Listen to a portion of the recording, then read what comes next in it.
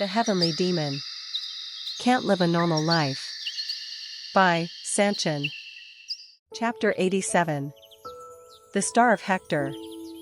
Part 1. A group established a camp in the vicinity of the border between Cairo and Hector.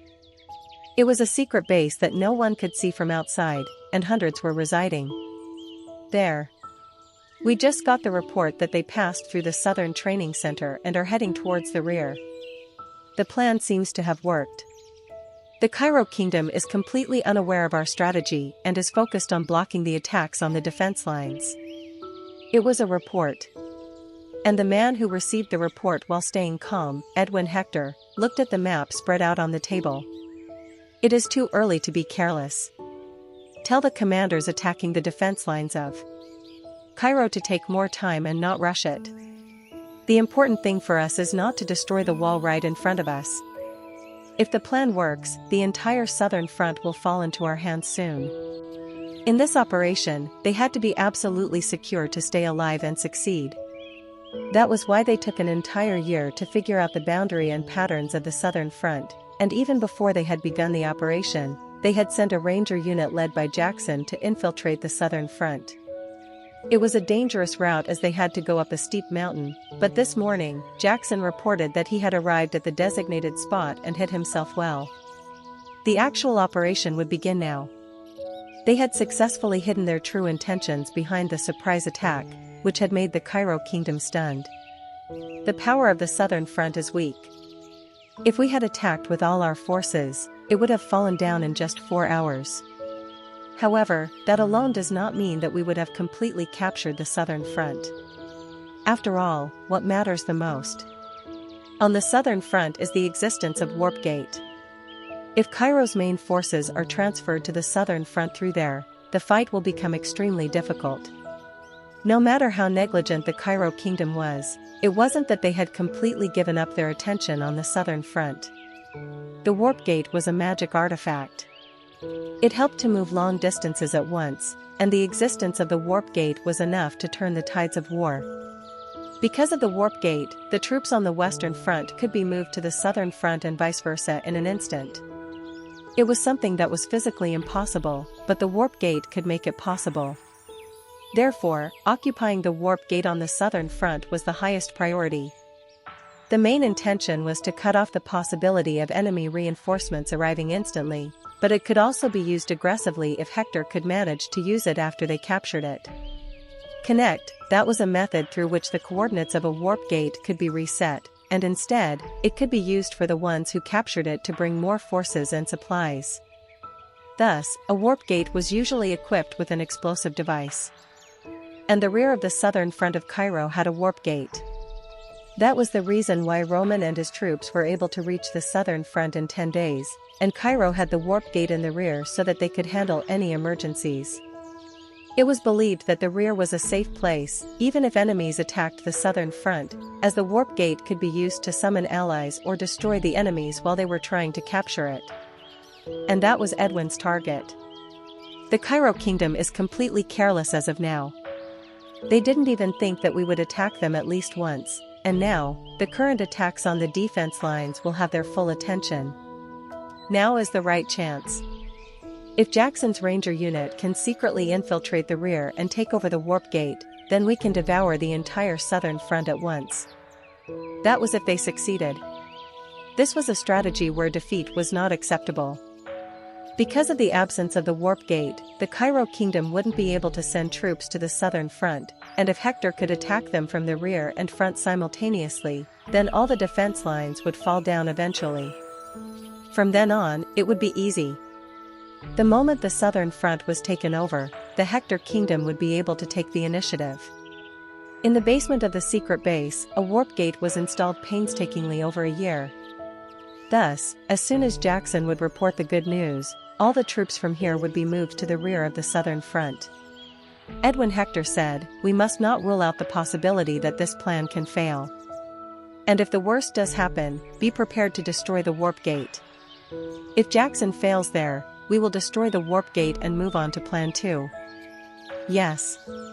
When he heard the cruel and rash decision, the knight bowed his head. He is called the Star of Hector for a reason.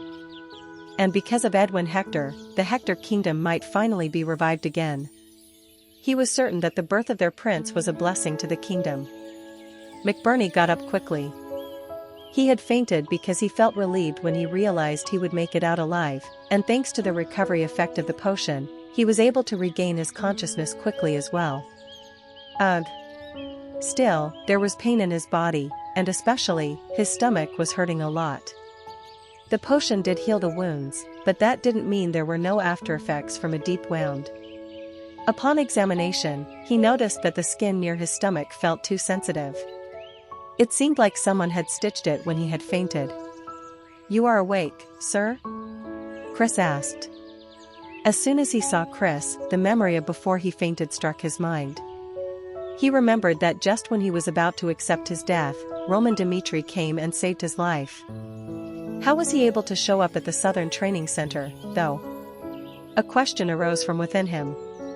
Roman Dmitri was supposed to be on the 5th defense line. Even before the training center was attacked, he heard that the 5th defense line was in a difficult situation, and that meant Roman should have been there and helping others. Obviously, there was also the possibility that Roman might have run away because of the dangerous situation, but he knew that Roman Dmitri wasn't that kind of a person. But wasn't the battlefield the place where the true character of a person often came out? McBurney asked Chris frankly about what all happened. And the answer that came back astounded him. When we were informed that the Hector kingdom had attacked, we all headed straight for the 5th defense line, and there. The explanation was short. Still, it got rid of all of McBurney's concerns. Instead of running away, Roman Dmitri had headed straight forward for the 5th defense line and defeated all of the enemies there. He truly is amazing. McBurney was being sincere. There would have been no time to prepare against the surprise attack from Hector, but Roman managed to make the best judgment and produced the best result, as well. The determination and power he had shown in the process proved to McBurney just how great he was, even though he had not seen it happen through his own eyes. As expected, the only one who had truly prepared for a war, Roman, did not disappoint him. The fact that someone like him was on the southern front actually comforted McBurney. Nevertheless, they couldn't continue their conversation anymore. It was because Roman had come out of the building. Roman checked the condition of McBurney. As soon as he confirmed that there were no major issues, he went straight to the point. "Please tell me in detail what happened here." Yes. He began to recall everything. Even though his physical condition was miserable, he remembered everything that had happened. "We were attacked by the Hector kingdom about 2 hours ago. As usual, we were preparing for the next batch of trainees that would be trained, but the soldiers of Hector kingdom appeared and attacked us suddenly. I quickly summoned my men and tried to fight them, but there was no way we could achieve a good result because of the overwhelming difference in our number of troops. And the result is what you see.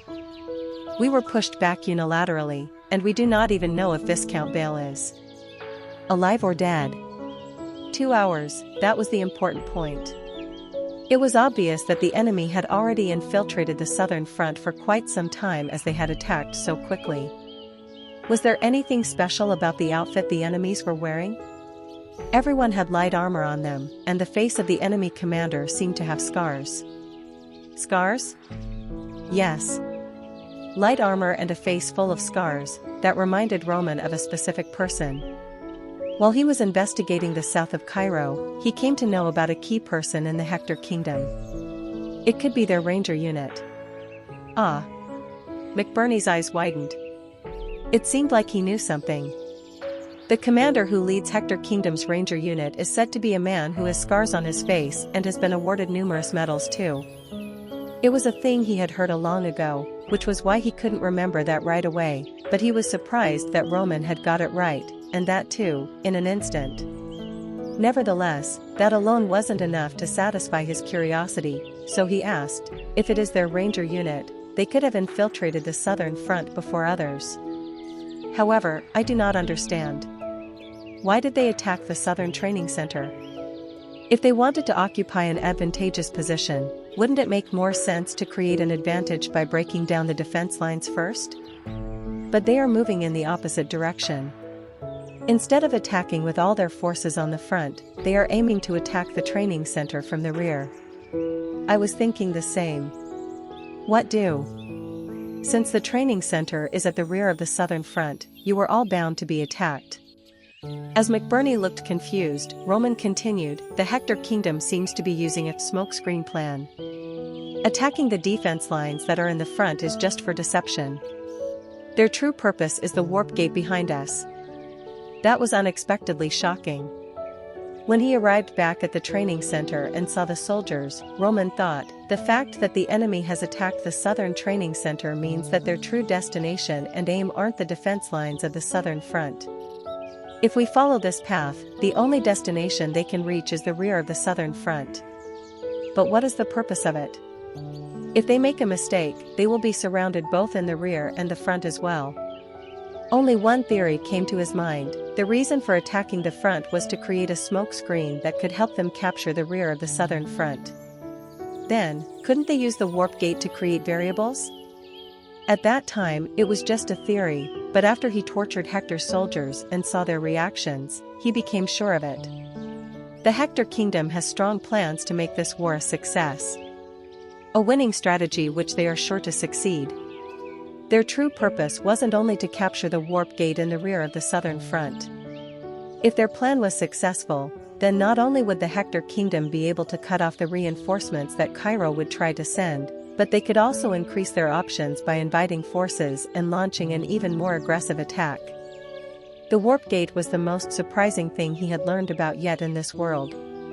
The magic artifact that allowed one to travel through space convinced Roman that magic was something as great as martial arts. The strategy created by Edwin Hector had now been discovered by this unknown man. McBurney jumped up. He was in pain, yet he didn't seem to care about it. Shouldn't we currently be assisting the southern front's rear if they have such a plan? Is it all right if I join the fight against them? No. Roman shook his head. According to what McBurney had said, the Rangers unit had attacked the southern training center around 2 hours before they had come here. That meant one thing. It has almost been an hour and a half since Hector's Ranger unit attacked the southern training center and left. That is enough time for them to put the plan into action. Mr. McBurney, have you gotten word from the rear that the enemy has attacked them yet? It cannot be. Right. Despite knowing the truth, Roman wasn't in a hurry. To be precise, there was no reason to rush anymore. They have been preparing for this war for a long time, and they should have captured the warp gate by now. What we need to do from now on is clear. If the enemies appear from the rear, the troops of the southern front, including us, will be isolated. We have to fight and survive against the troops of the Hector kingdom in here without any help from the Cairo kingdom. It was as expected. At that time, Hector's Ranger unit had succeeded in capturing the warp gate on the southern front. Chapter 88. The Star of Hector. Part 2. Jackson, the commander of the Ranger unit, remembered the day he spoke with Edwin Hector 1 year ago. Jackson, the Hector kingdom no longer has the strength to withstand the current circumstances. If the crops don't grow much this year, the treasury will run out because of the interest of the Golden Bank and the pressure they keep putting on us. So, I would like to suggest one thing. How about we take over the southern front of the Cairo kingdom? It sounded like a stupid proposal considering it was given by the Star of Hector. Although he knew that Edwin was an unusual person from the rumors, he didn't think he would speak of an attack on the Cairo kingdom like it was nothing. Nevertheless, his words and actions felt like as soon as he nodded his head, the Cairo kingdom would fall. Still, he refused it back then. Even though Cairo was a weak nation, just like Hector, it was still impossible for them to defeat that nation without any sacrifices. Nevertheless, in just 2 hours, Edwin made Jackson accept his proposal. When he heard of the plan made by Edwin, he realized that he wasn't just speaking thoughts as they came to his mind. He wasn't sure if it would work, but he wanted to support Edwin. It was rumored that the Hector kingdom was cursed by the gods, and that was why crops weren't growing properly in Hector. And that was why they needed to take extreme measures to turn over the situation. And in such times, Edwin Hector's existence was considered to be a rain in a drought. He, who was called the greatest genius of all time, was a hero born in turbulent times. Thus, the plan was carried out diligently throughout 1 year. A spy was planted on Cairo's southern front, and a tunnel was dug that would lead Jackson and his troops to the rear of the southern front. That was also how they had succeeded in infiltrating in just a few hours. Edwin Hector said, "We have no choice but to win this war. We scouted the southern front 48 times in 1 year, yet the Cairo kingdom never once noticed that. Their actions show their carelessness. I don't think they will be able to break through our plan and protect the warp gate, but we still need to be vigilant and continue things as planned. If we cut off the comms at the southern training center and enter through the rear tunnel as we planned, the warp gate will fall into our hands." And as planned, Jackson saw the warp gate in front of him. Quack! Quack! The soldiers who were guarding it were killed instantly. As the men started to die, screams could be heard everywhere, but Jackson rushed straight for the warp gate without even caring to hide the bodies. It was time to fight with their full strengths from now on. If they got discovered by the enemy before they managed to connect the warp gate, they would all be killed here, but if they managed to succeed, they would be able to win the war. Hurry up! The technician quickly began to work on the warp gate. This was a mouth-watering time for them. If the Cairo kingdom had a good system on the border, then their plan would have already been discovered by now, but they were currently distracted with the attacks on the defense lines. Finally, weak. It's working.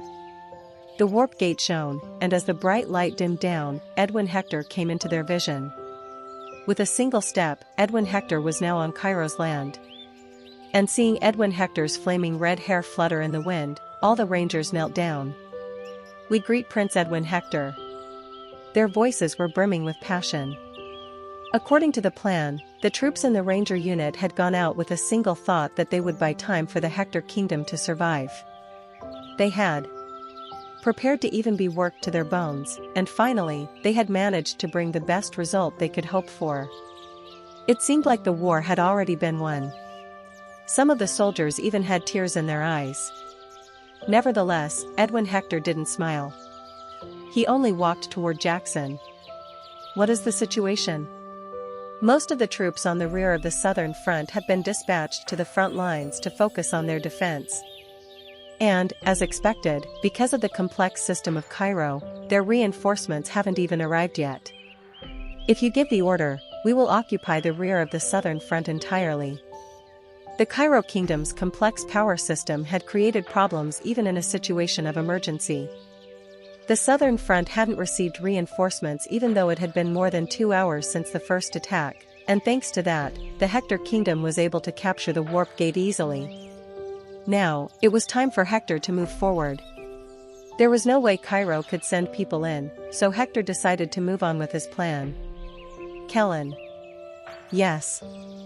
A knight stepped forward. "I will entrust the 1st Battalion to you. Take care of those in the rear fortress and prepare a formidable defense, in case they succeed in sending troops through land. We can never anticipate how desperate they will get. This war might even drag on for a week, a month, or an entire year.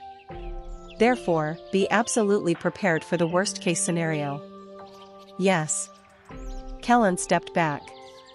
Some of the soldiers who appeared one after another through the warp gate followed Kellen and moved. "Jackson." "Yes."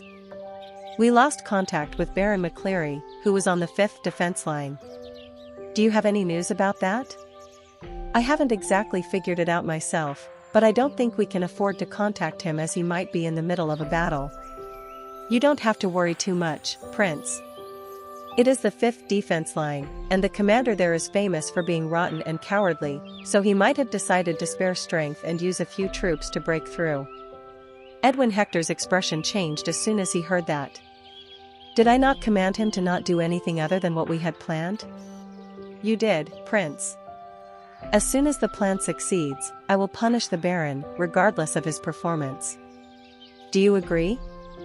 "I agree." Nod.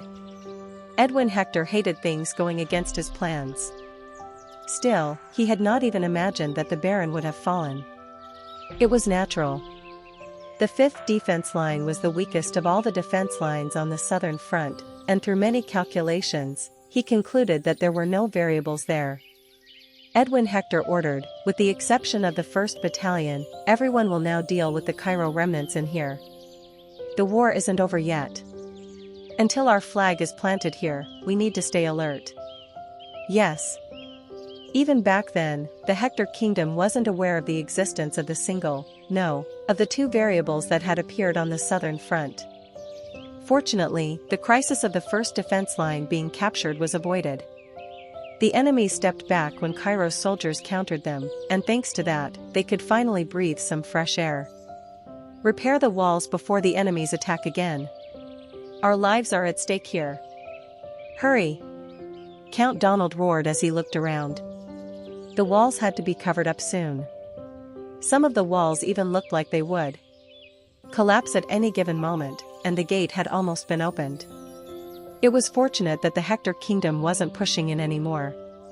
If they had decided to push in while ignoring sacrifices, the gate would have surely fallen down and the 1st defense line would have been at the risk of annihilation. Nevertheless, they managed to sort it out. Count Donald sighed. Just then, a soldier came to him. Commander, we have received a call from the Southern Training Center. Connect it. He moved toward the command room.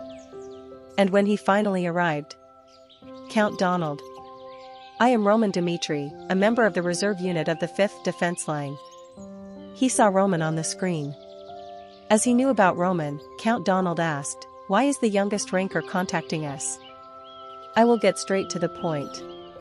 The Hector kingdom seems to have taken over the warp gate in the rear of the southern front by using their forces on the defense lines as a smokescreen.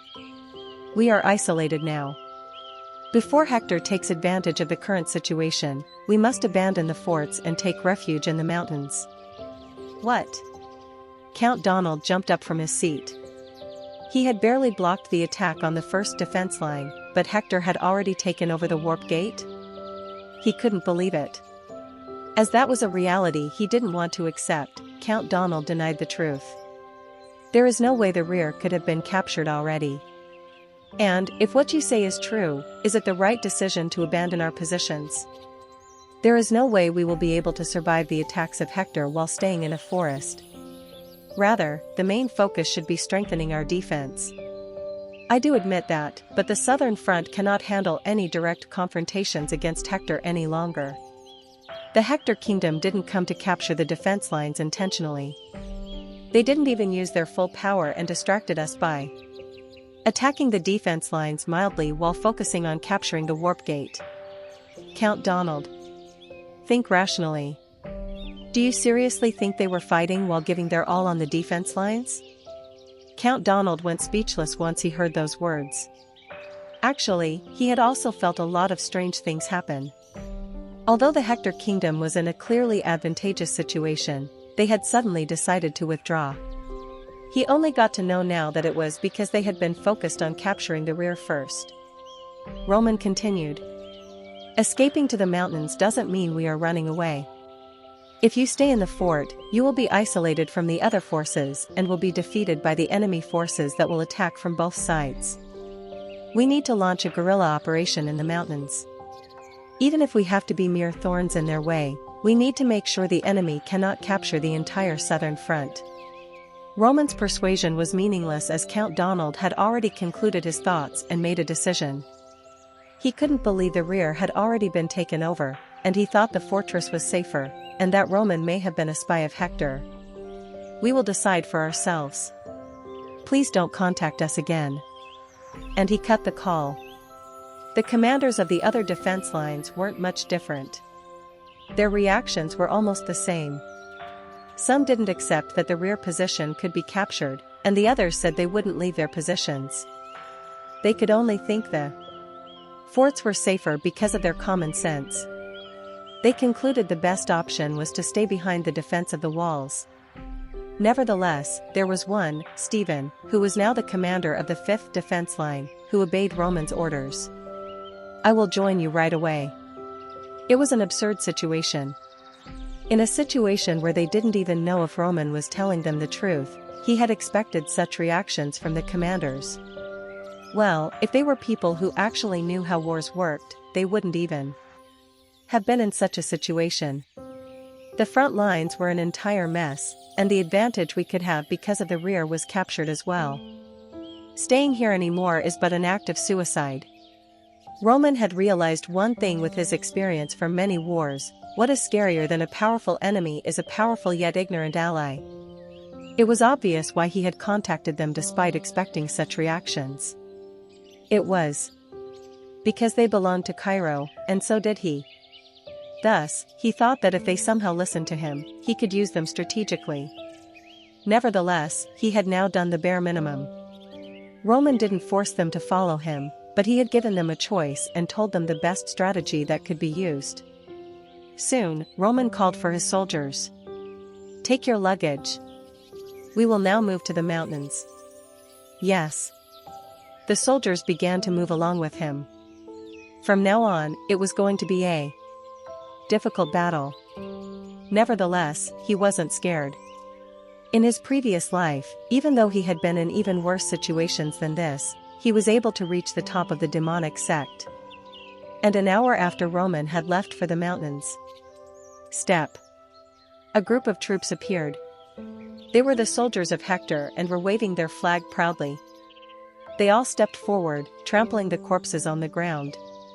And the direction they were heading showed that Hector's next objective was the first defense line. Chapter 89. The Star of Hector.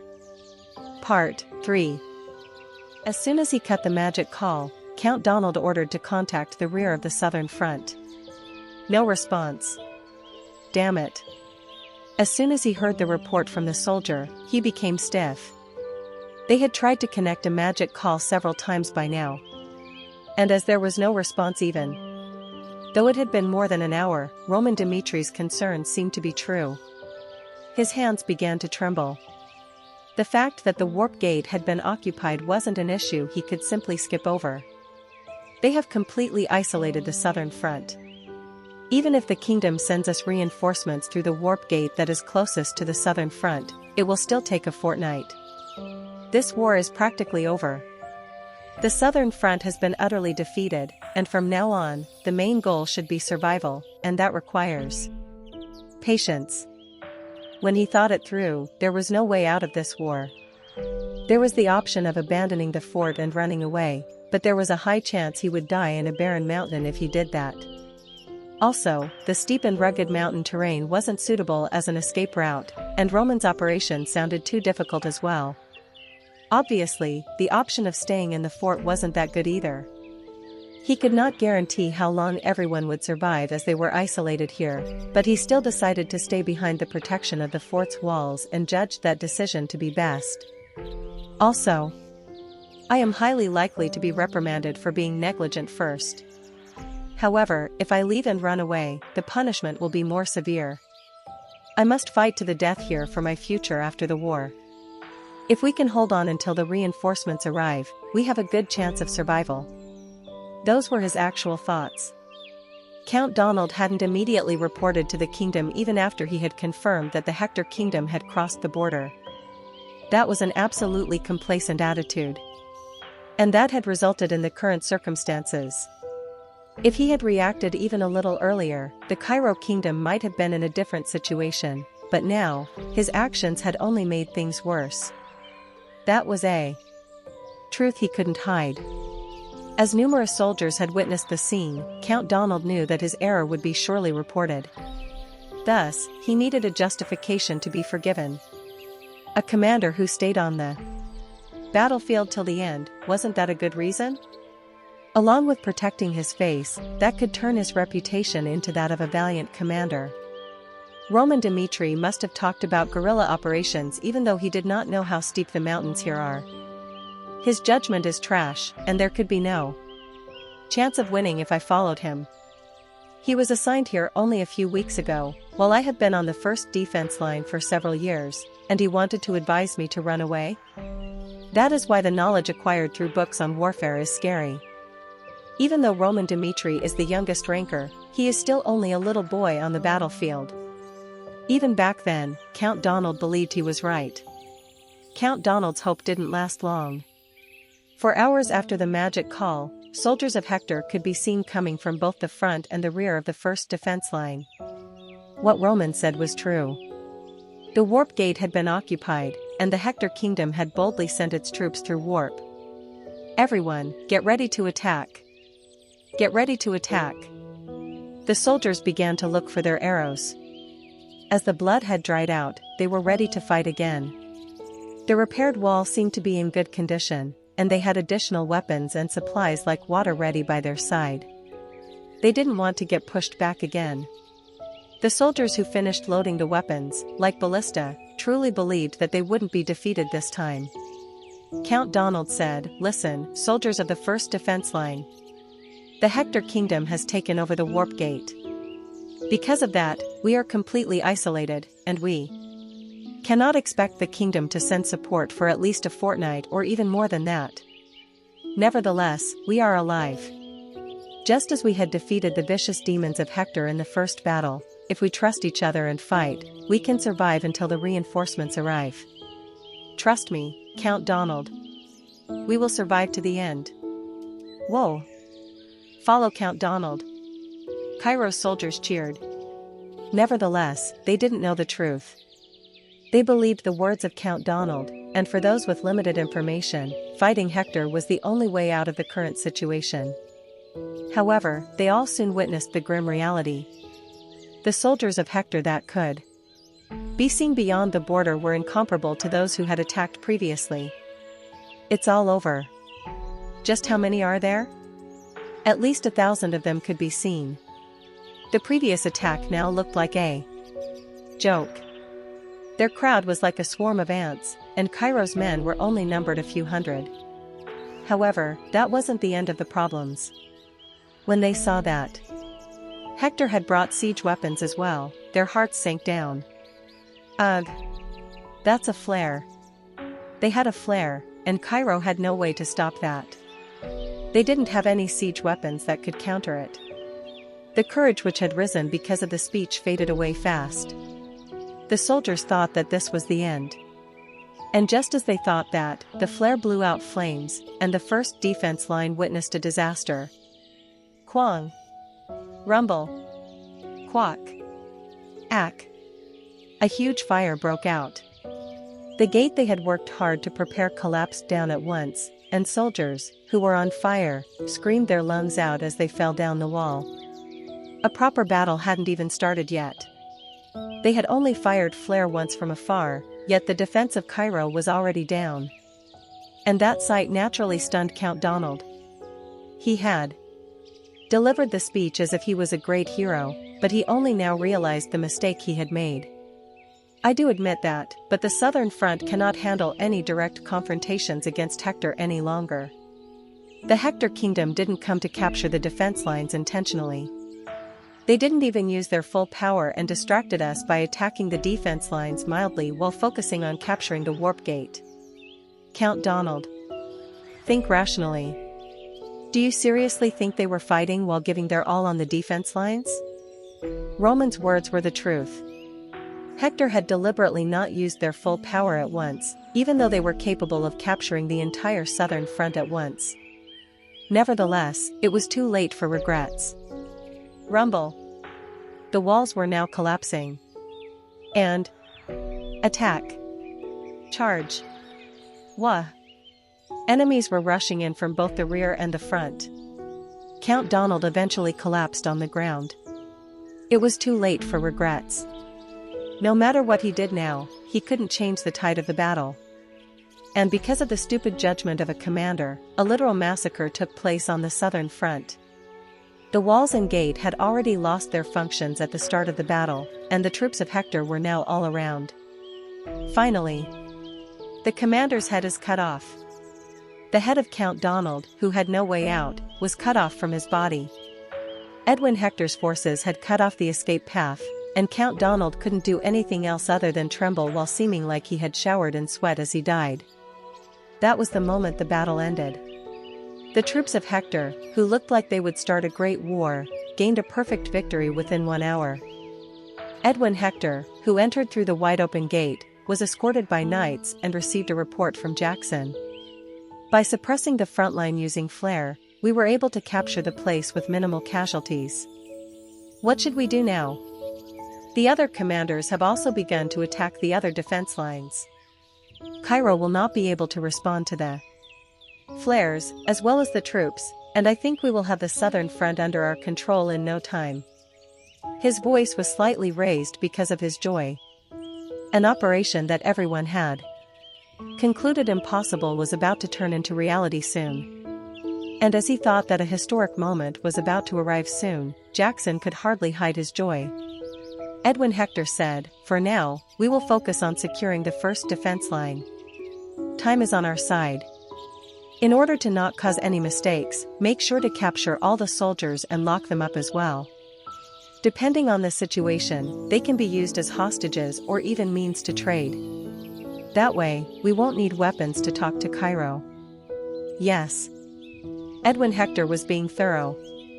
Even with this huge victory, he didn't seem even the least bit distracted. Although they could relax now, Edwin felt something ominous. The plan is perfect. Then what am I missing here? He didn't know about the small signs he had missed. The soldiers who were at the Southern Training Center had not come back yet. The fact that Baron McCleary hadn't contacted him kept stimulating his sensitive senses. Just then, a knight who had a pale face rushed in and reported, "We have trouble." "What is it?" "Baron McCleary is dead. The reason he didn't communicate with us is because he died on the battlefield." And as soon as he heard those words, Edwin Hector's expression turned icy cold. The one who had reported it was one of the soldiers who had escaped from there. "Describe the situation," said Edwin Hector coldly. The soldier nodded as he said, "In the beginning, the Hector kingdom had the advantage in the battle. The defense line was unprepared for the attack, and we broke through the gates as soon as the war began, even without using flares. Baron McCleary ordered the soldiers to capture the place, but then, the monster appeared." Monster? Yes. He was definitely a monster. At that moment, as the memory of Roman surfaced back in his mind, the soldier started trembling in fear. Actually, he was the only one who had survived and escaped successfully from that place, and he had seen the monster slaughter all of Hector's soldiers except him. The power of the monster was literally unbelievable. He was only one, but he slaughtered countless of our allies. Dozens of soldiers vanished in the blink of an eye when they went up against him, and the Aura swordsman, as well, died without even being able to defend against even one of his attacks. The 5th defense line didn't exactly show much hope of winning until he stepped in, and when he beheaded Baron McCleary, we had no choice but to run away to survive. Monster, that was an unexpected variable. Suddenly, a name surfaced in Edwin Hector's mind. The youngest ranker in Cairo, he was said to be assigned to the southern front. Even when he heard the news, Edwin couldn't believe that one man could change everything. The rumors said that Roman Dimitri was a 3-star Aura swordsman, and he was not at a level where he could show such an overwhelming presence. That was the beginning of the variable. In the 1 year of preparation, everything was clearly investigated. The problem was that Roman Dimitri was a sudden appearance in the world of rankers and a variable they hadn't found much about even after a year of investigation. A variable has come up. Baron McCleary was dead. Then, it meant that the troops he couldn't deal with were now roaming around the southern front. The troops who reached there just now reported that there were no soldiers of Cairo out there. "It seems like they have escaped to the mountains. Just give me the order, Prince. I will pursue them with a team and bring the monster in front of your eyes." Jackson reported the information he had just received. Truly, no one on Hector's side liked this. The perfect plan had now been pierced and had a hole.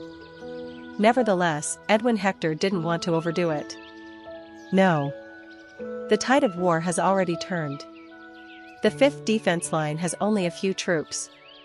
They cannot influence Cairo's leaders to a huge extent with a few troops. We will proceed as planned. Once we have all the defense lines in our grasp, we will turn the southern front into a fortress that Cairo will never be able to invade. That was the heart of the plan. If they managed to completely overtake the southern front, then Cairo would surely talk to them. Edwin's decision was quick, and just like that, after a day passed, the Hector kingdom had successfully overtaken the entire southern front. And then, Edwin gave new orders. From now on, it is time to negotiate with the Cairo kingdom. Connect me to the royal family of Cairo. That was Hector's main purpose. Finally, the desperate reality of the southern front was conveyed to the royal family of Cairo. Chapter 90. The Star of Hector. Part 4. There was a reason why Cairo didn't respond as soon as the news of Hector's attack was delivered. The young king of Cairo, Daniel Cairo, looked at the empty room with a sad expression. When will the others even arrive? I apologize. It seems like it will take a while because the unexpected news was delivered so suddenly, and everyone is coming from far away. The servant shook his head. But that was all. He didn't say anything about calling them again. He did have a special lord, but he knew that the king couldn't save his life if he went up against the central government. If the monarchy had been strong, the current situation wouldn't have happened in the first place. Daniel Cairo sighed. He was utterly shocked when he heard the news of the southern front being attacked. As if a quick response wasn't necessary, the nobles of the central government told him to put the judgment on hold until everyone had gathered. Basically, the king had no power to make any decisions. Marquis Benedict, Count Denver, and Count Gregory, only with the consent of those who had great power could the troops of Cairo move. A long time passed. And in the meantime, the ranger unit of the Hector kingdom passed through the southern training center, attacked the rear of the southern front, and even succeeded in capturing the warp gate. Nevertheless, the royal family of Cairo was unaware of the harsh reality. Daniel Cairo was only waiting for those who had actual power in the nation, and they showed up a while later. Ahahaha. I am a little late. On the way, the carriage had some issues, so I couldn't help but be a little late. Anyway, is it true that the Hector kingdom attacked the southern front? Marquis Benedict showed no regret for being late. And the others weren't much different. Both Count Denver and Count Gregory, who had sat down, ignored Daniel Cairo, who had been waiting for them for a long time by himself. According to the report from the southern front, the Hector kingdom has crossed the border and attacked the defense lines. I don't know what the reason is, but at this rate, the southern front will be in danger. Then, shouldn't we send troops there? Finally, sending support was being talked about. Simultaneously, Daniel Cairo's stomach started to twist intensively. He would have dispatched troops hours ago if the nobility had arrived at the meeting promptly or if he had the authority to issue an order. But what could be done now? This was the reality of Cairo. Daniel Cairo said, "Then, we will send troops to the southern front right now." Yes. We accept the order. A decision was finally made. It was the way Cairo, a small nation, held its meetings. However, it was too late by then.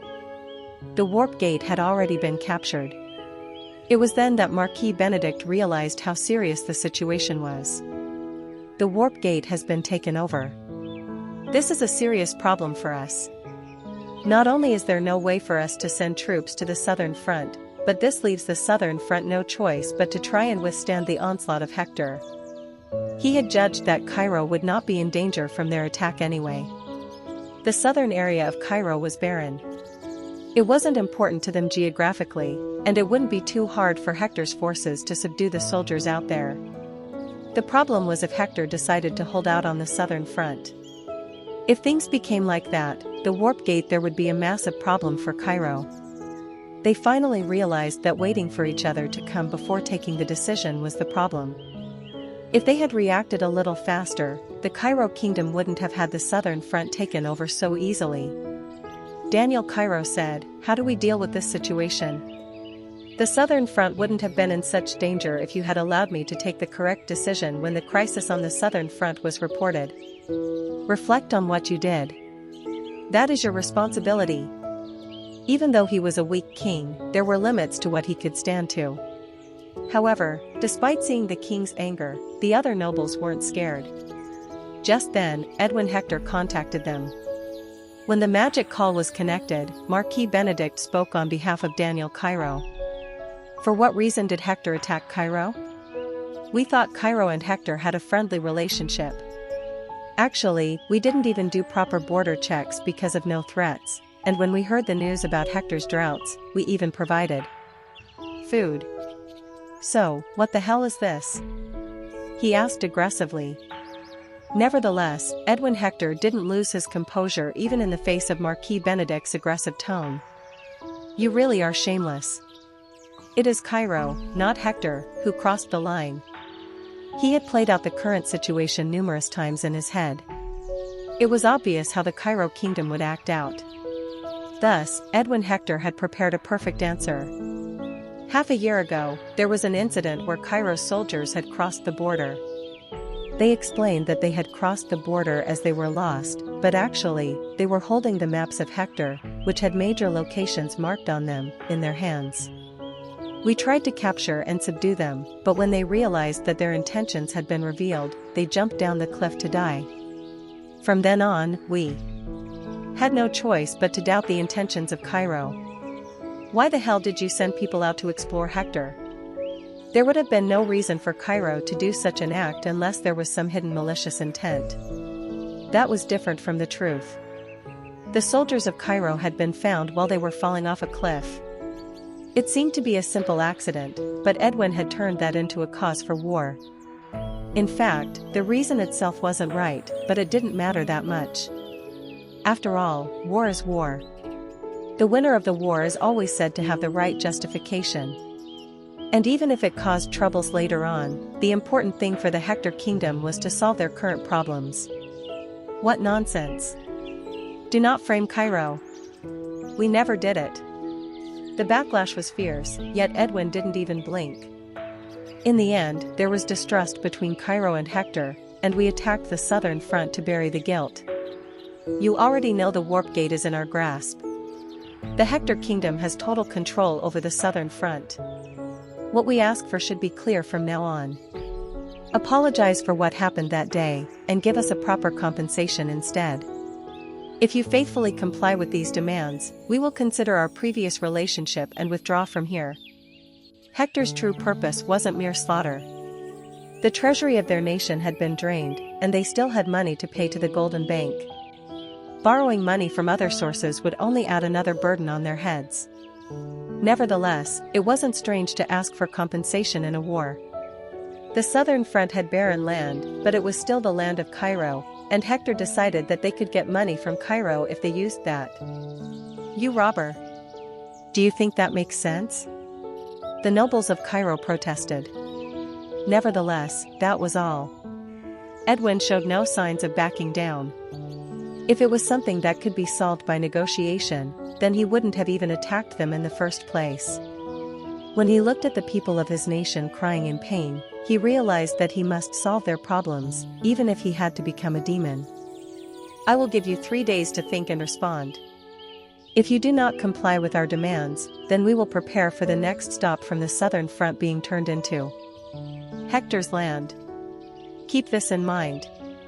If you try to compromise here only to gain time, then the hostages we have captured will not return alive. And as soon as he finished his words, tuck, Edwin Hector cut off the magic call. As soon as the magic call was cut off, silence filled the discussion room. After hearing Edwin's words, even Marquis Benedict had fallen silent. Eventually, Daniel Cairo said, "The warp gate is in the hands of the enemies. We have no other choice. Even sending the troops through the nearest warp gate will take at least a fortnight. The Hector kingdom will surely become ready to defend while staying on the southern front in the meantime, and a war will plunge Cairo into hell, regardless of who wins it. The only way to reduce the damage is to pay Hector the amount they will be asking for. They will definitely ask for a lot. Is there any other way? If you don't like this, tell me what we should do." Everyone gulped. The current situation was funny. The nobles of the central government were people in a small nation who only acted like they were great, but When an actual crisis hit them, their attitudes changed instantly. The reality was always different. At least Marquis Benedict spoke about wanting to solve the situation, but Count Denver and Gregory had utterly different responses. They were people who supported other nations anyway. Thus, they acted like the fate of Cairo didn't have anything to do with them. It had always been like this. They usually treated Daniel Cairo like a scarecrow, but when things got difficult, they put him forward as the king. "I accept the terms of Hector." "I am against it," said a person just then. Count Denver asked, "Are you saying you have another way?" It is clear that Hector wants money for now. They probably intend to save their nation, which is in trouble, through this war. Thus, the amount they will ask for will not be small. This isn't a mere matter of reclaiming the southern front. We also need to consider the situations that will appear after that. If the Kronos Empire crosses the border while we are running low on finances, the nation will have to go through even more damage for even trying to reclaim the southern front. But there isn't another way out. There is. At that moment, all the eyes in the room were focused on the member of Valhalla. Count Denver knew information the other nobles here didn't. They think there is nothing on the southern front that can turn things around. But there is one thing, one person who can do it. Count Denver continued, "There is Roman Dmitri on the southern front. According to the report we just received, he had successfully defended the 5th defense line against Hector, and has also delivered his intention to mobilize forces that can be used against Hector. No one here knows about Roman's true talent. He is actually a 4-star or a swordsman who destroyed Barco without much effort. Alright. We have to trust him. If we send the troops to the southern front now, and Roman Dmitri creates a hole in Hector's defense, we have a good chance of winning the war." Even though he was only one variable, Count Denver was ready to place his bet on Roman.